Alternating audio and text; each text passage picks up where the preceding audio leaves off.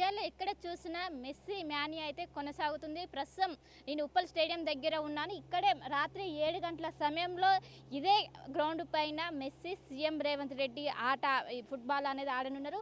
మన స్క్రీన్ మీద కూడా చూసుకోవచ్చు. ముగ్గురు దిగ్గజాలు, ఒకవైపు రాహుల్ గాంధీ, మెస్సీ, సీఎం రేవంత్ రెడ్డికి సంబంధించినటువంటి విజువల్స్ కూడా మనం చూసుకోవచ్చు. ఇప్పటికే దీనికి సంబంధించి ఇక్కడ ఉన్నటువంటి గ్రౌండ్ కావచ్చు మొత్తం కూడా క్లియర్ చేసి ఎలాంటివి జరగకుండా ఇప్పటికే స్టేడియం మొత్తం ఆధీనంలోకి తీసుకున్నారు. ఆధీనంలోకి తీసుకొని 3 అంచెల భద్రత ఏర్పాటు చేశారు. జనరల్గా మ్యాచ్లు జరిగినప్పుడు కూడా పోలీసులు ఆధీనంలోకి తీసుకున్నారు. కానీ ఇప్పుడు మెస్సీ కోసం ఎంతోమంది ఎదురు చూస్తున్నారు. దట్టు వరల్డ్ వైడ్గా ఫేమ్ ఉండడంతో పెద్ద ఎత్తున తీసుకొని ఎలాంటి ఘటనలు జరగకుండా భారీ బందోబస్తు ఏర్పాటు చేశారు.